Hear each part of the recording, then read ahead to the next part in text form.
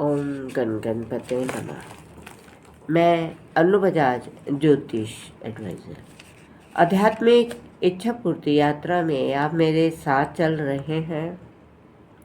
शिव महापुराण की कथा में प्रथम खंड में 17वां अध्याय सी भाग आप सुन रहे हैं। शिव जी के आदेशानुसार उनके गण गुण निधि के पास जा पहुंचे। उनके हाथों में त्रिशूल थे। यमराज के गण उन्हें देखकर बहुत भयभीत हो गए। शिवगणों ने उससे कहा, तुम कौन हो जो इस निष्पाप व्यक्ति को बांध रहे हो? यमदूत ये सुनकर आश्चर्य के साथ कहने लगे, तुम कौन हो जो यम की अवज्ञा करके ऐसे पापी को छुड़ाते हो? भला तुम किसकी शक्ति पर इतने प्रबल हो रहे हो? तब शिवगणों ने ये उत्तर दिया कि हम उन शिवजी के गण हैं जिनका ध्यान ब्रह्मा विष्णु आदि सभी देवता करते हैं। तुम इसको छोड़ दो।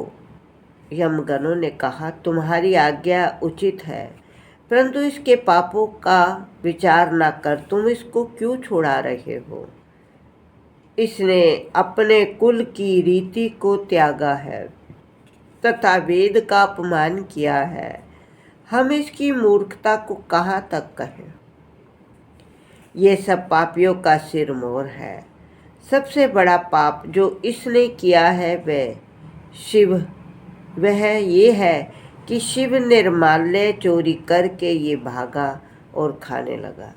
यह तो तुम भी देखते होंगे। तुम भी भली भांति जानते हो कि कोई शिव निर्माल्य ग्रहण करता है, उसको ऊपर से लांघ जाता है अथवा किसी को देता है तो वह नरकगामी होता है। शिव जी पर चढ़ी हुई वस्तु खाने की अपेक्षा विष पीना कहीं अच्छा। परंतु इस संसार में तो धर्म रखना ही बहुत कठिन हो गया है।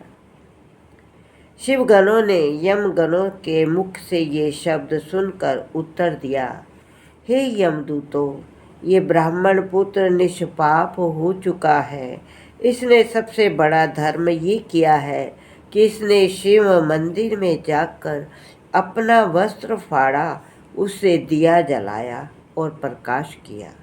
दूसरा धर्म ये किया कि शिवरात्रि की रात्रि दिन व्रत कर रात्रि भर जागरण किया, शिवजी का पूजन देखता रहा, उसके नाम श्रवण करता रहा। यद्यपि ये धर्म इससे अचानक ही हुआ, परंतु इसको पुण्य लाभ प्राप्त हुआ। अब यह भविष्य में कलिंग देश का राजा होकर शिवजी का पूजन करेगा।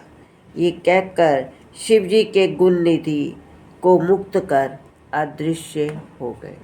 ओम नमः शिवाय।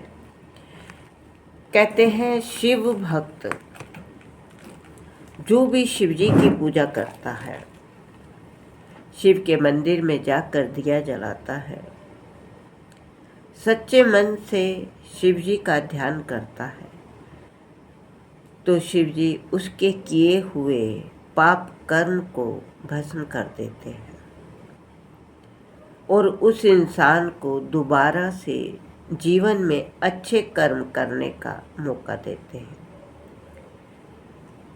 इसलिए हर इंसान को शिव चरणों में मस्तक झुकाना चाहिए, शिव चरणों में जाना चाहिए, अपने किए हुए बुरे कर्मों की माफ़ी मांगकर पश्चाताप करना चाहिए, तो जीवन स्वर्ग की तरह सुंदर होने लगेगा। ओम नमः शिवाय।